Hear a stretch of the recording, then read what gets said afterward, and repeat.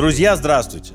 В октябре 2013 года американский журнал Vanity Fair публикует материал, который начинается такими строчками. В 1975 году Америка была на изломе. Только что с позором ушел в отставку президент страны. Политическое положение было крайне шаткое. С крыши американского посольства в Сайгоне взлетел последний вертолет. Это поставило точку во Вьетнамской войне. Нью-Йорк оказался на грани банкротства. Одним словом, время хаоса, сомнений и возможностей. Идеальное время для запуска нового комедийного шоу. Это эссе, в котором американский продюсер Лорн Майклс вспоминает, как создавалось легендарное, главное американское комедийное шоу Saturday Night Live. Том Хэнкс, который несколько раз выступал в роли приглашенного ведущего, недавно совсем назвал шоу культурным феноменом, сравнимым по масштабу с успехом Битлз. В этом октябре программа отметит 50 лет в эфире. Это какой-то вообще невероятный результат, даже по меркам американского телевидения. Как так вышло, что американцы начали всей страной включать телевизоры каждую субботу ровно в 23:30. Ведь это совершенно мертвое эфирное время. Почему Saturday Night Live называют главным контркультурным шоу Америки? А главное, как оно смогло не просто выжить, а прекрасно себя чувствовать в эпоху Ютуба и ТикТока? Сегодня мы в этом разберемся.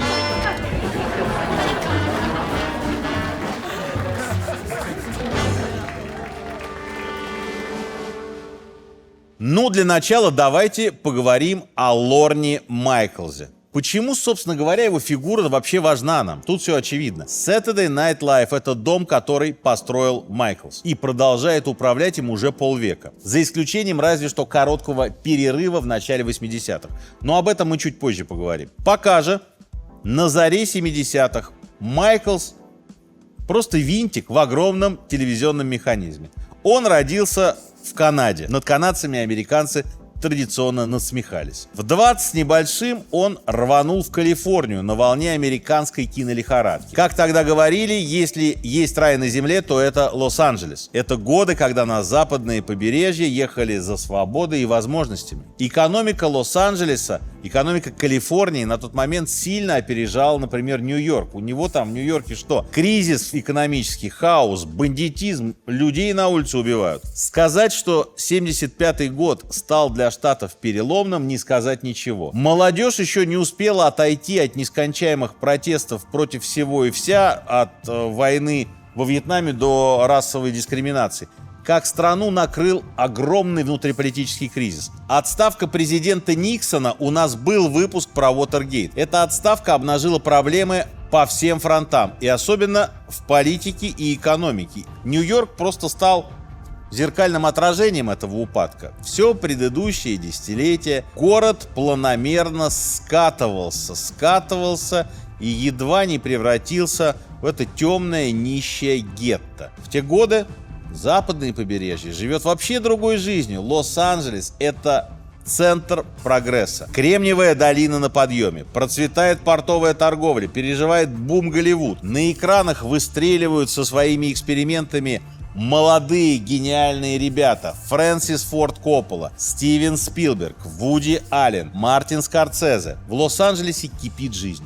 И набирает силу группа постмодернистов, которые совершают выпад против старого порядка. Молодежь бунтует в поисках ответов на вечные вопросы. И молодежь ищет новые формы. Вместе с бунтарями в Голливуд потянулись телестудии. В 1972 году в Калифорнию переезжает самая популярная на тот момент ночная юмористическая программа The Tonight Show. К тому моменту ее уже 10 лет ведет король ночного эфира Джонни Карсон. Лос-Анджелес становится настоящей столицей стендап-комедии. Здесь вообще все дозволено. Например, стендап-комики вовсю шутят о гендерных и расовых проблемах. На телевидении старые порядки еще держатся, хотя Карсон и позволяет себе все больше. К середине 70-х его шоу становится самым прибыльным на телевидении и приносит телеканалу NBC от 50 до 60 миллионов долларов в год. Когда Карсон понимает, что шоу держится на нем, он делает следующий шаг. и выдвигает требования к NBC прекратить показ повторов шоу по субботам, чтобы перенести их на будни. Для американского телевидения это решение оборачивается большой удачей.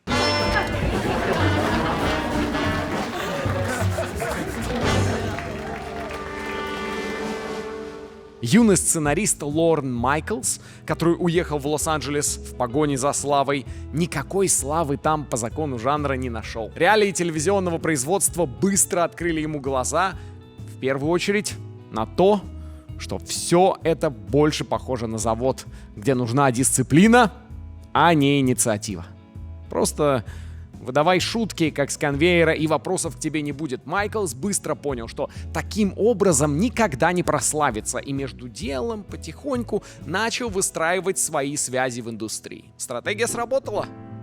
Когда NBC откажется от повторов шоу Карсона в уикенд, Майклс использует эту возможность, чтобы предложить альтернативу The Tonight Show. Он встречается с руководством телеканала за завтраком в отеле Беверли-Хиллз, и по итогам переговоров получает зеленый свет на вечерний слот субботы. Так появляется Saturday Night Live, скетч-шоу, с которым Майклс дебютирует на NBC в качестве продюсера. Это шоу станет одним из самых продолжительных в истории американского телевидения. Оно буквально перевернет жизнь американской молодежи, научив ее не насмехаться, а смеяться перед экранами. Десятки начинающих артистов найдут здесь дорогу в шоу-бизнес, а политики научатся не бояться юмора, а использовать его как эффективный инструмент. Сам сценарист тогда даже не догадывался, что обеспечил себе известность на всю жизнь. К тому же его смутило требование гендиректора вещать в прямом эфире. К тому моменту многие уже отказались от этой практики, но скоро Майклс понял, что прямая трансляция — это его козырь в рукаве. Никаких отчетов, никаких исследований, никакой реакции аудитории. Одним словом, это избавило его от кучи бюрократий. Решающим днем стало 1 апреля 1975 года. В день дурака Майклс решился переехать из Лос-Анджелеса обратно в мрачный Нью-Йорк, чтобы начать работать над новым проектом для NBC. К работе над шоу подключился мастодонт телеканала, продюсер Дик Эберсол, который разрабатывал многие детали передачи вместе с Майклсом. Но кастингами занимался именно Лорн. Он потратил примерно 3 месяца на то, чтобы собрать сценаристов и ведущих. Еще 3 месяца на подготовку к запуску. Потом Майклс будет шутить, что на первый выпуск у команды ушло полгода, а на второй всего 6 дней. Первый эпизод нового шоу вышел в эфир 11 октября 1975 года. Дебютный выпуск вел Джордж Карлин. Во время подготовки к эфиру все внимание было приковано к одежде. Больше всего руководство NBC занимало такой вопрос: не будет ли чересчур, если Карлин появится на экране в джинсах и футболке? Все ведущие тогда выходили в кадры исключительно в костюмах. В это время на улицах Нью-Йорка вовсю гудит секс-революция. В то же время в Рокфеллер-центре, где работала студия NBC, думают о том, как бы чего не вышло из-за джинсов. Дело в том, что доходы студии зависели от рекламодателей, а среди них далеко не все поддерживали новую авангардную моду.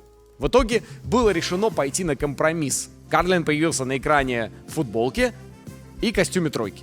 Saturday Night Live отличало то, что в труппе с самого начала не было больших знаменитостей. Шоу создавали еще совсем молодые актеры, ведущие, комики. Среди участников первого выпуска зрители с трудом находили знакомые лица. Первую труппу потом в шутку назовут «ребятами, не готовыми к прайм-тайму». Хотя актеры быстро развеют этот миф. Совсем скоро их начнут узнавать на улицах Нью-Йорка, например, комика Чеви Чейза. А к 4-му сезону, который стартовал осенью 1978 года, все они уже станут мишенью для папарацци. Кстати, именно Чейзу, одному из первых, стали приходить предложения из Голливуда. Майклс не стал разыгрывать драму, а вынес практичный урок. Текучка кадров на телевидении — это норма.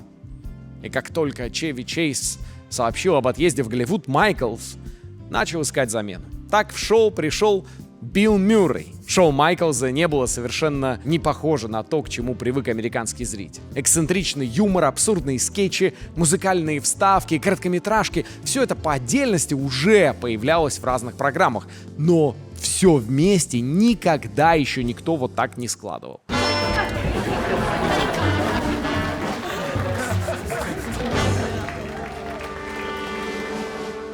Все работало, как придумал Майклс, то есть вопреки законам телевизионных жанров. Он сам и его поколение росло перед телевизором. Их всех воротило от попсы, которую крутили по всем каналам, и Saturday Night Live должна была бросить вызов конформизму. Музыке внутри шоу вообще отводилось отдельное место. Для Штатов звезды поп-сцены — это часть кода нации. То, без чего вообще трудно представить американскую культуру. А в 70-е музыка фактически стала новой религией. Музыкантов вывели в разряд идолов. Концерты стали новой формой месс. Так что музыкальные номера и приглашенные исполнители — это в первую очередь необходимость. Первым музыкальным гостем СНЛ стал Билл Престон. Билли и его группа исполнили композицию «Nothing from Nothing». Пройдет год, и в студию NBC приедут бывший гитарист Битлз Джордж Харрисон и Пол Саймон с хитом «Homeward Bound». Конечно, на шоу было много политики. Тон с самого начала задавал сценарист Майкл О'Донахью. Юмор в СНЛ всегда мог скатиться ниже пояса, но в этом вся соль передачи. Ее авторы всегда стремились шагнуть дальше и позволяли себе больше, чем все другие комики. В эфире передачи высмеивали все, от заезженной рекламы и медиамагнатов на ТВ до американских политиков и международного сотрудничества. Считается, что шоу сформировало целую школу американской политической телесатиры. Разыгрывать пародии на больших политиков начали с первых же выпусков. Одна из самых ярких пародий в истории шоу — это президент Джеральд Форд в исполнении Чеви Чейза. Хотя комик ушел из проекта первым, его скетчи навсегда остались в памяти поклонников шоу. Впервые Чейз спародировал Форда в выпуске от 8 ноября 1975 года. Это был 4-й эпизод совсем нового шоу. И вещь получилась абсолютно феноменальная. Чейз, одетый в смокинг, поднимается на трибуну. По экрану бегут субтитры. Это не президент США, но он думает, что это так. Чейз начинает выступать, как если бы это делал американский лидер. И по ходу своей речи он все время запинается, путается, бьется головой о трибуну. Все заканчивается тем, что Чейз падает на пол. Это карикатура на эпизод, который попал в СМИ. Тогда президент упал с лестницы, спускаясь с трапа борта номер 1. Затем комик вскакивает и произносит коронную фразу всего шоу. «Прямой эфир из Нью-Йорка. Сегодня субботний вечер». После этих скетчей поползли слухи, что пародии положили начало карьере Чейза и конец карьере Форда, который в самом деле проиграл следующие выборы. Скетчи с пародиями на президентов стали неотъемлемой составляющей бренда. В других сезонах американцы увидят, например, Джорджа Буша в исполнении Уилла Феррелла или Дональда Трампа в лице Алека Болдуина. Но бывало, что политиков не нужно было пародировать, потому что они лично приходили прямо в студию. Все началось с пресс-секретаря президента Форда, Рональда Нессона. Он пришел на шоу в качестве приглашенного ведущего в конце первого сезона. Авторы понимали, что представитель администрации президента вряд ли поддержит шутки в адрес первого лица, и специально построили сюжет вокруг достаточно нейтральных тем. Но сам факт, что комедийное шоу связало развлечения и реальную политику, уже впечатлял.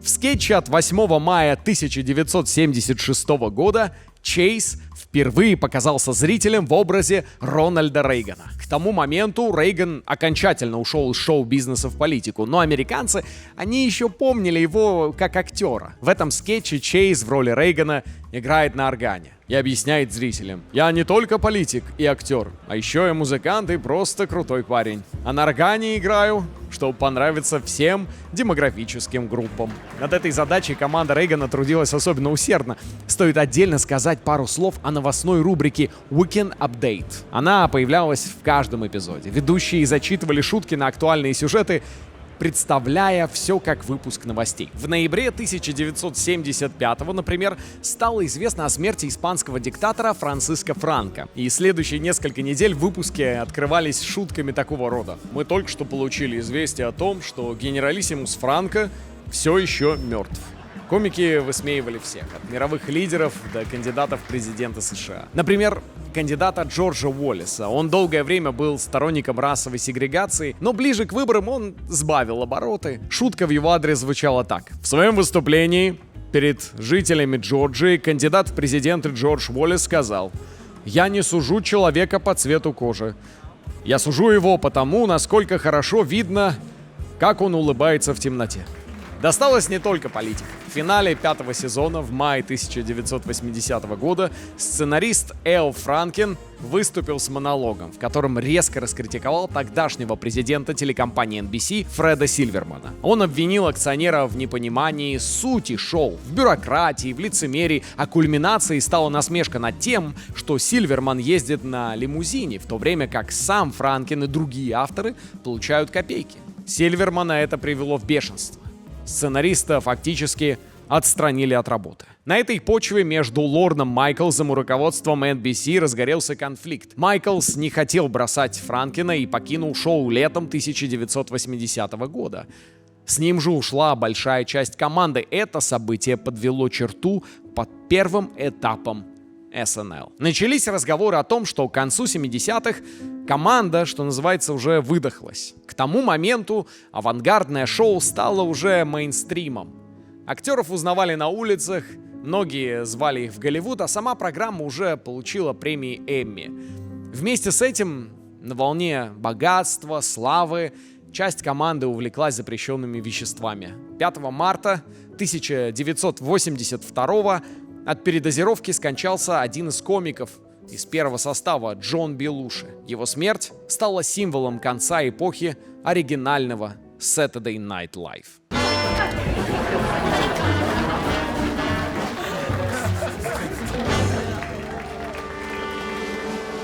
Начало 80-х в Америке — это время перемен. На смену кризису уверенности эпохи Джимми Картера пришел заразительный оптимизм Рональда Рейгана. В его основе лежала радикальная экономическая политика, которая потом получила название рейганомика. Суть заключалась в снижении налогов для бизнеса, что должно было привести к общему росту экономики. Но, в общем, результаты-то были неоднозначными. С одной стороны, администрация обуздала инфляцию и запустила период действительно длительного экономического роста. С другой стороны, вырос госдолг. И самое главное, увеличился разрыв между бедными и богатыми. Изменения в экономике породили новый культурный архетип – Яппи – Young Urban Professionals, аббревиатура, которая расшифровывается как «молодой городской профессионал». Яппи – что это такое? Это противоположность длинноволосым этим потлатым хиппи 60-х. У тех любовь, музыка, всякие, созерцания, буддийские практики. А теперь культ успеха, достаток, карьерные амбиции. Отличительные черты этих людей: дорогие итальянские костюмы, автомобили, желательно западно-германские, первые мобильные телефоны. Если вы хотите что-то узнать о культуре яппи, прочитайте книгу Бретта Истона Эллиса «Американский психопат». Там все про это написано. Герой этой книги — это герой того поколения. Внешняя политика. Здесь Рейган начинает более агрессивный этап холодной войны. Он тот человек, который открыто назвал Советский Союз империей зла. С его подачи Штаты начинают активно наращивать военную мощь. В 1983 году возникает СОИ, стратегическая оборонная инициатива, которой пресса дает такое лихое прозвище «Звездные войны». Это идея создания космического противоракетного щита, которая должна была не просто обеспечить Соединенным Штатам военное превосходство. Никакой щит в итоге построен не был. Самое главное — втянуть Советы в новую гонку вооружений и таким образом попытаться обанкротить советскую экономику. В то же время для Saturday Night Live первая половина 80-х — это время упадка. Лорн Майклс ушел. Управлять программой начала продюсер Джин Думиньян. Она много лет вместе с Майклсом работала. Она дружила с Вуди Алленом. Она имела опыт работы над вечерним шоу на канале ABC. Казалось бы, вообще неплохой вариантик-то. Но 6-й сезон Saturday Night Live вошел в историю как один из самых провальных. Программу критиковали за сокращение бюджета, за отсутствие сценарного мастерства и, самое главное, за кастинг. Состав, который она набрала, СМИ почти сразу обозвала пустышками. Потом ее будут упрекать за то, что она упустила главных будущих звезд комедии — Джима Керри и Джона Гудмана, которые приходили на пробы, но их не взяли. Но надо признать, что ее кастинг не был совсем-то уж провальным. Например, извините, на шоу появились два талантливейших комика — Джо Пископа и, конечно же, Эдди Мерфи. О Мерфи стоит поговорить отдельно. Сегодня его знает весь мир, и без него вообще трудно представить американский кинематограф, но начинал он именно со стендапа. Пока его ровесники думали о том, как получить водительские права и как попасть на какие-то закрытые домашние вечеринки, он с 16 лет оттачивал мастерство, выступая в клубах и ресторанах. В Saturday Night Live он попадает в 19 лет. И к этому моменту он уже неплохо так ориентируется в законах жанра. В составе группы SNL он во многом оказывается благодаря пробивному характеру. К тому моменту, когда Мерфи узнал о кастинге, он уже завершился, но стендап-комик продолжил доставать продюсеров. Как потом вспоминал один из них, Мерфи позвонил ему, чтобы рассказать о своих 18 братьях и сестрах, которые якобы очень рассчитывали на него и на то, что он получит эту работу. Но на самом деле брат у него был только один. Мерфи продолжал названивать каждый день и в конце концов получил приглашение на просмотр. И показал себя блестяще. В итоге его приняли. Мерфи быстро раскрылся в пародийном жанре. Когда ушел, сменился исполнительный продюсер, и Джин Думениан сменил Дик Эберсол, в составе началась большая чистка. В итоге остались только Эдди Мерфи и Джо Пископо. В начале 80-х Мерфи — это главная звезда Saturday Night Live. В 9-м сезоне он пародирует певца Джеймса Брауна в джакузи.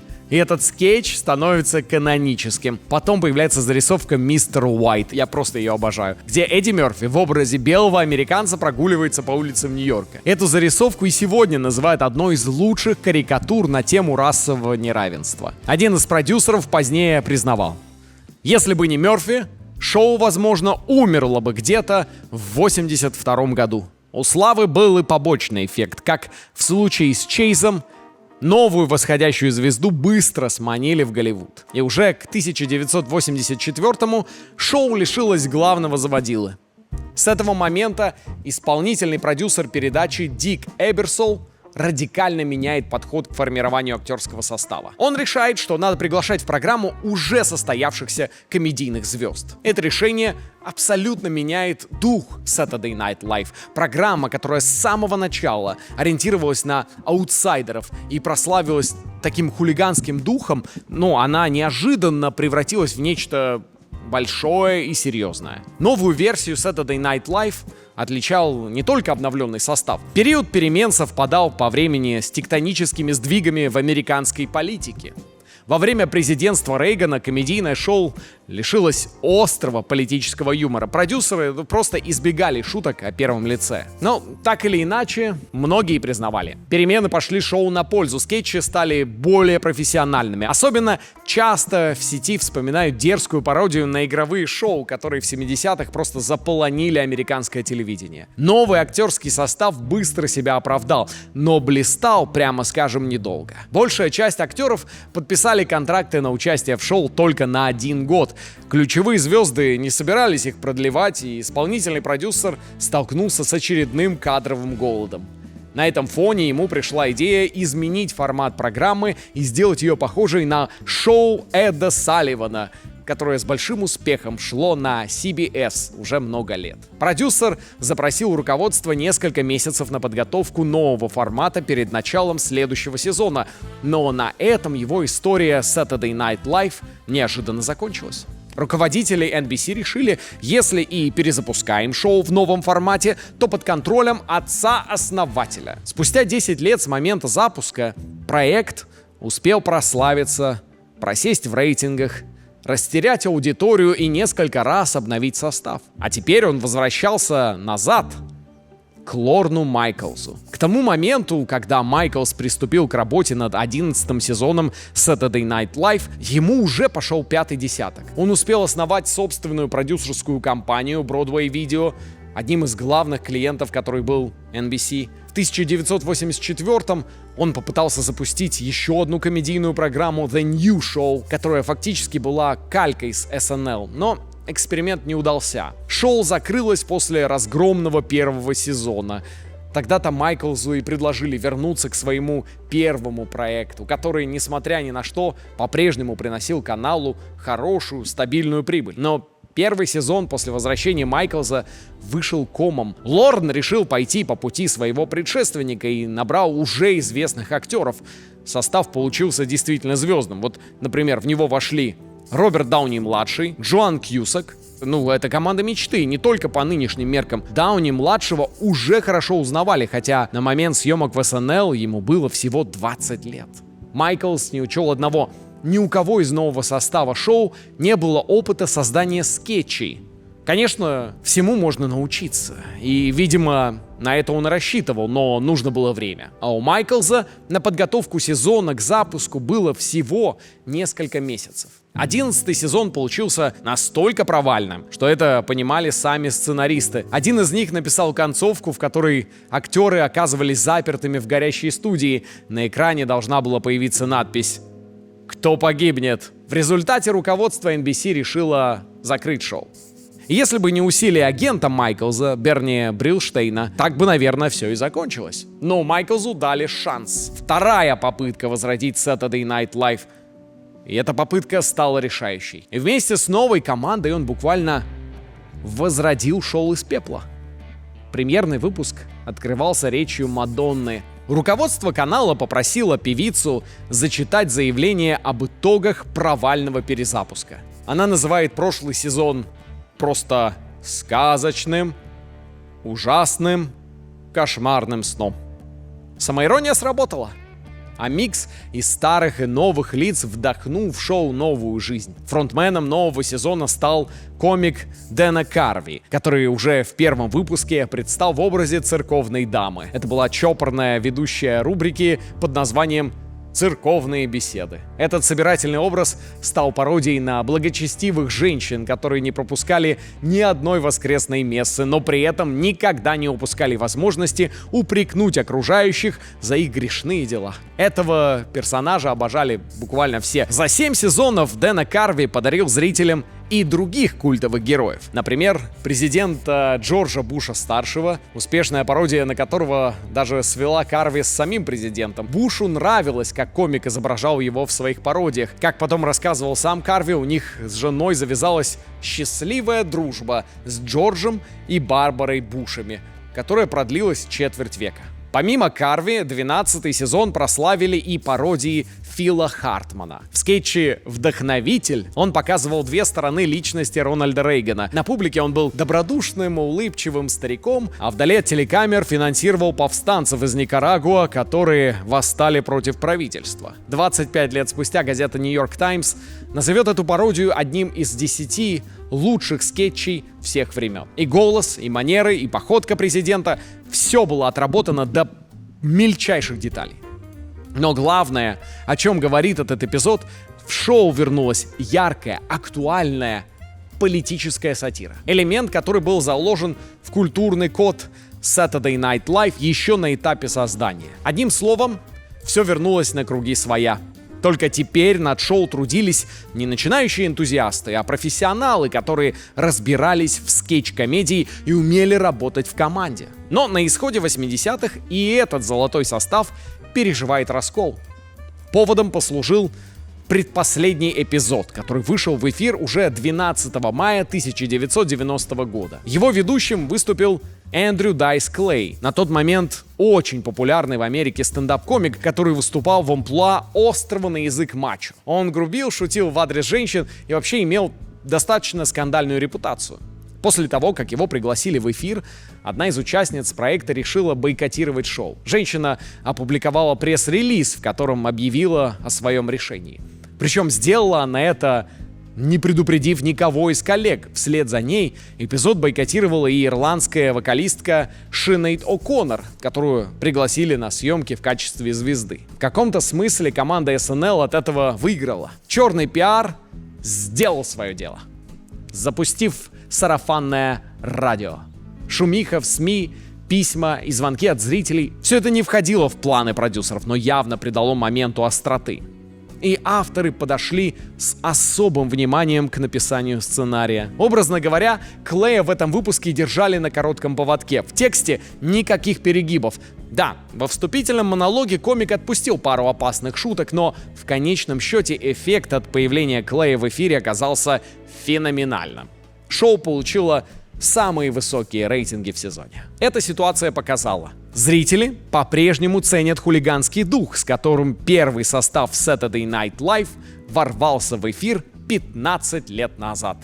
Шоу смотрели те же люди, для которых оно в свое время стало голосом протеста. Объявленный бойкот, сама фигура Эндрю Дайса Клея и шумиха вокруг шоу — все это напоминало о том, как было раньше. Людям, которые росли на субкультурах, на духе бунтарства, снова дали почувствовать эту энергетику.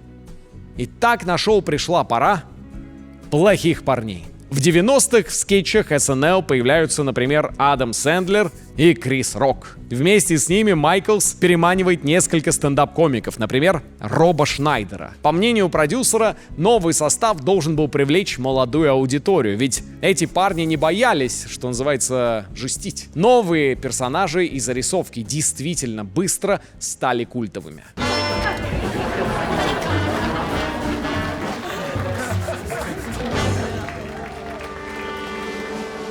В начале 90-х овальный кабинет занимает Джордж Буш-старший. Его президентство пришлось на один из самых стремительных сдвигов в мировой истории. Буш — это бывший директор ЦРУ. В отличие от своего предшественника, он подходил к внешней политике с прагматизмом и осторожностью. 89-й год — это год бархатных революций в Восточной Европе. Кульминация — падение Берлинской стены. 9 ноября 1989 года. Это событие транслировали в прямом эфире. У нас был выпуск про Берлинскую стену. Если вы его не видели, посмотрите его, пожалуйста. И, в общем, это символ конца Холодной войны.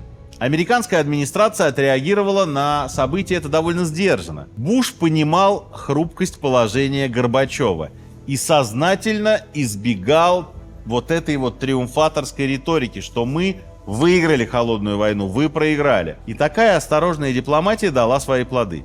Германия объединилась мирно, а вскоре был подписан договор о значительном сокращении ядерных вооружений. В декабре 91-го Советский Союз распался. И так установился новый мировой порядок, в котором Соединенные Штаты вдруг оказались единственной сверхдержавой. Первым серьезным испытанием более-менее для этого порядка стало вторжение Саддама Хусейна в Кувейт из-за спора вокруг нефтяных месторождений, а на самом деле из-за банкротства Ирака. Хусейн очень не хотел возвращать кредиты Кувейту и предпочел вот эту войну развязать. Реакция Буша была быстрая и решительная. Операция «Буря в пустыне» заняла всего 100 часов и закончилась полным разгромом армии Саддама Хусейна. Эта быстрая победа окончательно излечила американское общество от вьетнамского синдрома, а заодно подняла рейтинг одобрения президента. Буш получил рекордные 90%. Но ситуация быстро менялась. Страна начала переживать экономический спад. Буш вводит новые налоги, хотя до этого говорил, что не будет этого делать. Американцы перестают его поддерживать на выборах, и в 1992 году Буш проигрывает выборы молодому харизматичному губернатору Арканзаса Биллу Клинтону. Клинтон строит кампанию на простом и понятном базовом слогане: «Это экономика, дурачок».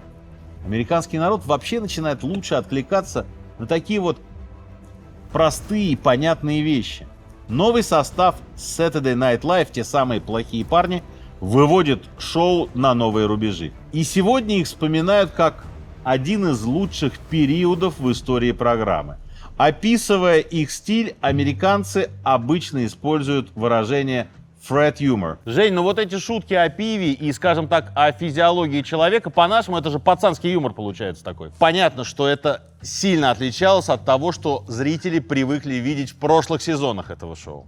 Да, так интересно, что вот то, что сейчас считается культовым, не всегда воспринималось так в моменте. Это можно сказать и о 20-м сезоне с участием парней, которые позволяли себе нарушать табу. В 1995-м рейтинги СНЛ упали до рекордно низкого уровня, а зрители все чаще упрекали команду за низкопробный юмор. Рабочая обстановка в студии тоже накалялась из-за стычек сценаристов, из-за постоянной ругани актеров, руководства.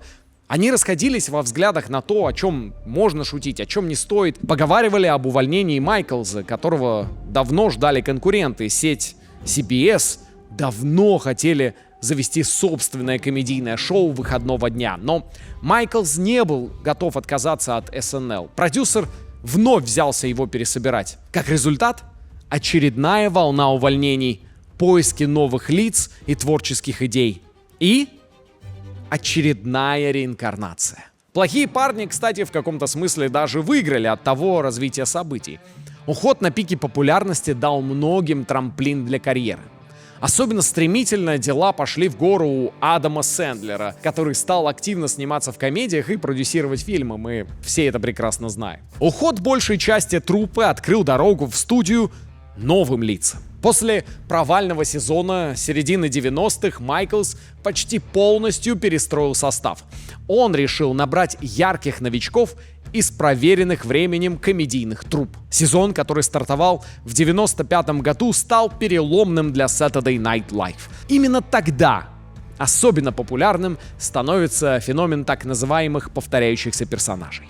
По сути, это продуманные до мельчайших деталей вымышленные карикатурные образы, которые закреплялись за конкретными актерами и получали развитие по ходу последующих сезонов. Одной из первых в этом жанре преуспела актриса и комик Молли Шеннон, которая предстала в образе очень нервной и закомплексованной девочки-подростка из католической школы. Она была одержима желанием впервые поцеловаться и решила, что единственный способ добиться этого — стать суперзвездой. Другими яркими персонажами стали парни из Роксбери, которых играли Уилл Феррелл и Крис Кэттон. Они изображали тусовщиков, которые не вылезали из ночных клубов и все время пытались кого-нибудь склеить. По мотивам этих миниатюр позже вышла кинокомедия «Ночь в Роксбери». В 98 году к касту Saturday Night Live присоединился талантливый пародист Джимми Фэллон, нынешний ведущий вечернего ток-шоу The Tonight Show. Фэллон стал комиком из любви к СНЛ, выпуски которого он обожал с самого детства. Ему хорошо давались пародии на музыкантов. Скетч, где Фэллон сыграл зеркало, в которое смотрелся фронтмен The Rolling Stones Мик Джаггер, просто взорвал эфир. С политическими пародиями в новом составе лучше всего справлялись Уилл Феррелл и комик Даррел Хэммонд. Особенно ярким получился скетч, где Хэммонд изобразил Билла Клинтона, который размышлял над своей жизнью после президентского срока. В своих фантазиях Клинтон оказался женат на Монике Левински.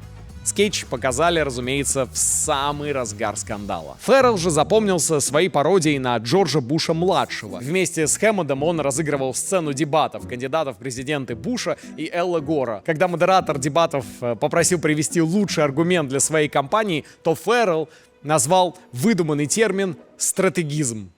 Это был прямой намек на неграмотную речь Буша-младшего и его манеру давать пространные речи. После того, как кандидат выиграл выборы, пул его политических консультантов стали в шутку называть департаментом стратегизма.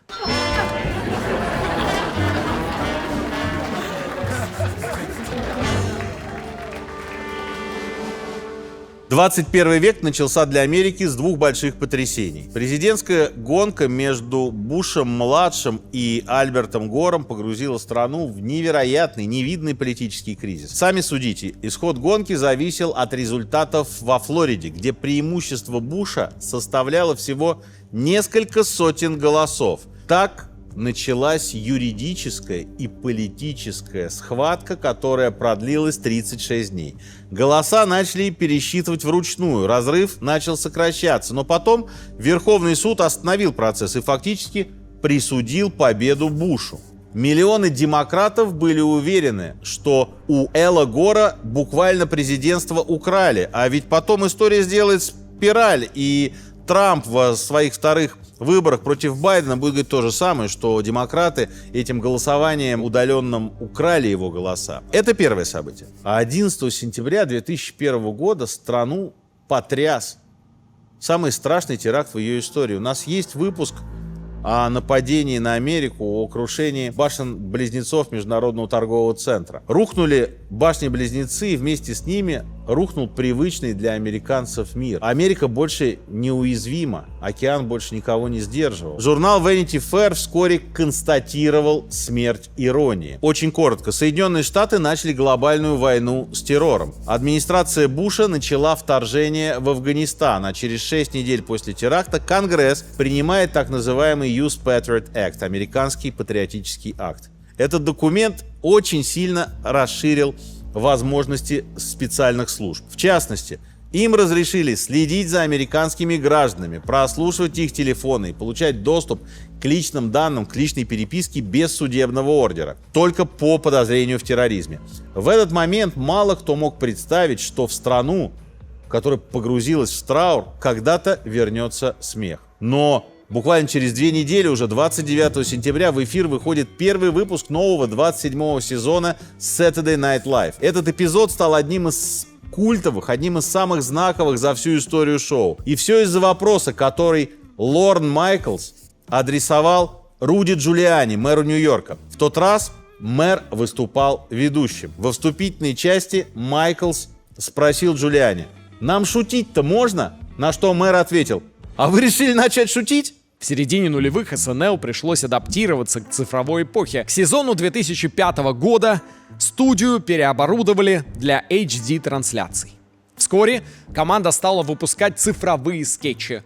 Лорн Майклс доверил это комедийному музыкальному трио The Lonely Island, о котором ему рассказал, собственно, Джимми Фэллон. Их второй цифровой скетч под названием Lazy Sunday вышел на YouTube в декабре 2005 года. И моментально завирусился. Текст песни для ролика был написан всего за 1 ночь. На следующий день они записали ее в студии, а уже через 2 дня сняли клип на камеру, которую одолжили у знакомых. Лорн Майклс разрешил показать его в эфире SNL, после чего у клипа стали резко расти просмотры на YouTube. В сети эту историю назвали одним из лучших моментов SNL нулевых годов. Вскоре пародийные клипы The Lonely Island стали чуть ли не основным продуктом шоу. В клипах тех лет снимались, например, Джастин Тимберлейк, Риhanna, Натали Портман. Трио покинуло SNL в начале 10-х, но предыдущие 5 лет стали эпохальными и для Saturday Night Live, и американского телевидения, и для цифрового мира в целом. В нулевые на SNL приходят люди, которые впоследствии создадут главные в Америке комедийные сериалы и передачи десятилетия. Например, Тина Фей. В 99-м она становится первой женщиной в истории SNL, которую назначили главным сценаристом. Вскоре она же стала ведущей легендарной новостной рубрики Weekend Update. В 2006-м Тина Фей покинула студию, чтобы работать над своим ситкомом «Студия 30».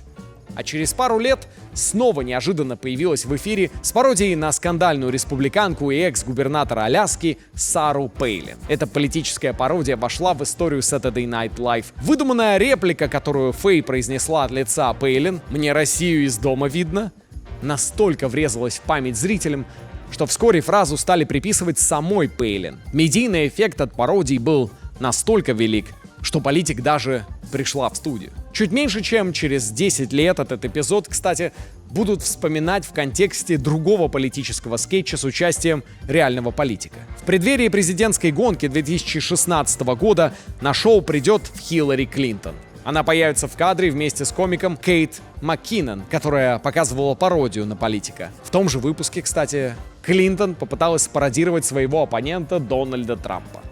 Сам Трамп тоже не обошел вниманием известное шоу. Впервые он появился в студии в 2004-м в роли приглашенного ведущего. В скетче Трамп предстал в желтом костюме и галстуке. Его окружали актеры в костюмах цыплят. По сюжету Трамп рекламировал заведение фастфуда с блюдами из курицы под названием «Дом крылышек Дональда Трампа». Так сценаристы высмеяли любовь бизнесмена продавать все, на чем написано его имя. Этот эпизод неоднократно припоминали Трампу во время президентских гонок, в которых ему довелось участвовать. В 2015-м он попал в заголовки газет, а в ходе недавней президентской кампании о скетче вспомнили, когда в сети стали появляться сгенерированные нейросетями изображения Трампа в костюме курицы. Вообще, авторы Saturday Night Live начали пародировать Дональда Трампа еще в конце 80-х. Болдуин появился в эфире в образе кандидата в президенты 1 октября 2016 года, за 5 недель до выборов. Скетч произвел эффект разорвавшейся бомбы, и комик согласился пародировать республиканца до конца сезона. После выборов Болдуин изобразил Трампа уже на посту главы овального кабинета. В скетче новый лидер США в панике вызывал вице-президента Майка Пенса, пучил глаза и спрашивал: «Ну ты же все сделаешь, Майк?» Вообще, выборы 2016 года — это переломный момент. Америка выбирает Дональда Трампа, человека, у которого в вообще не было опыта в большой политике. Зато был большой опыт в стендапе. И вот Трамп сумел обратиться к избирателям, которые чувствовали себя забытыми, ущемленными, уязвленными со стороны элит. Их как будто бы убрали, оттеснили от политической сцены, с ними как будто перестали разговаривать. Политический стиль Трампа резко отличается от языка, на котором говорили его предшественники. Никакой политкорректности, только прямые, понятные и часто повторяющиеся слоганы. Даже не слова, а именно такие статусы, как будто бы из социальных сетей, как посты из Твиттера.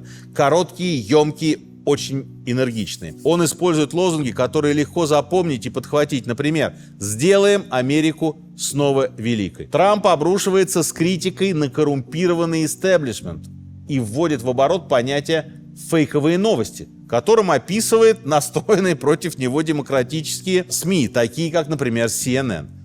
Трамп невероятно круто использует соцсети, тот же Твиттер. Его личный аккаунт становится трибуной, с которой он обращается к сторонникам через голову телеканалов, через голову газет, журналов, больших медиаресурсов.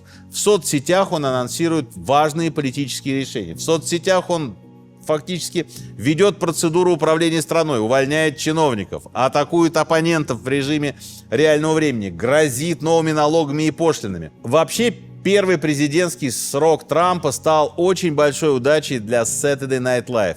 Ну, буквально спасительный круг. С появлением Трампа появился новый материал, новая мишень. У команды открылось второе дыхание. Благодаря скетчам с участием Алека Болдуина, на которые Трамп очень активно реагировал в сети, Saturday Night Live снова стало главным комедийным шоу страны. СМИ обращали внимание на то, что шоу могло сыграть не последнюю роль в исходе тех выборов. Ну, конечно, это не больше, чем слухи. Но лишний раз этот слух нам о чем говорит? Saturday Night Live не просто культурный феномен. Это нечто большее.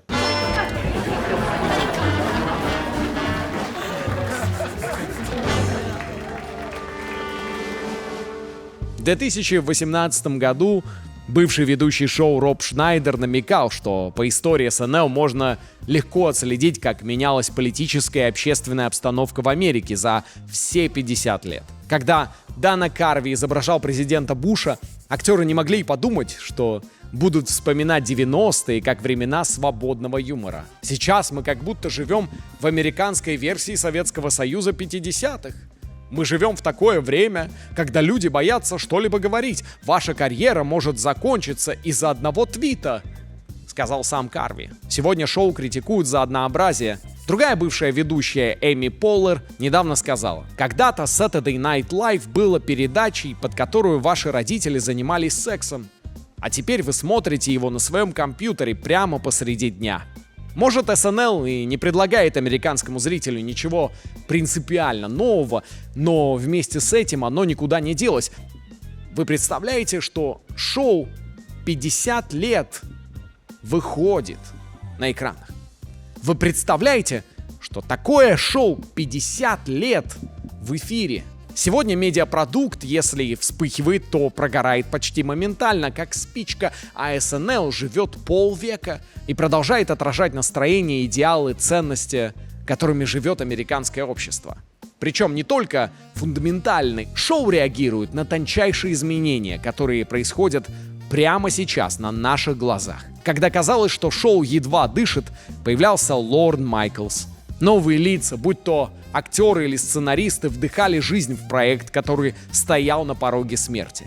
А потом все начиналось сначала. И с каждой сменой кадров из передачи выходили актеры, сценаристы и режиссеры, которые формировали поп-культуру на протяжении следующих десятилетий.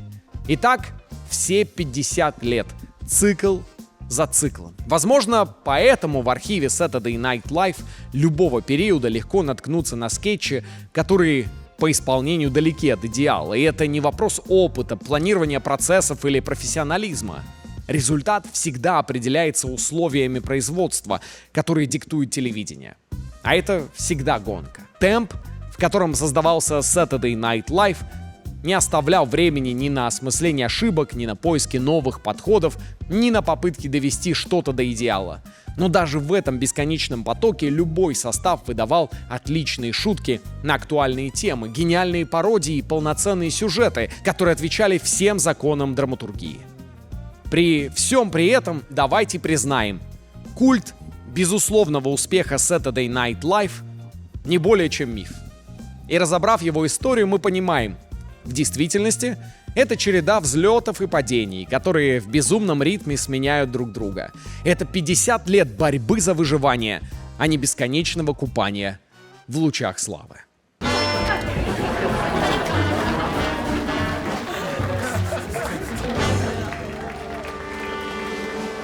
Студия в самом центре Манхэттена, звезды шоу-бизнеса, бесконечные вечеринки, премии.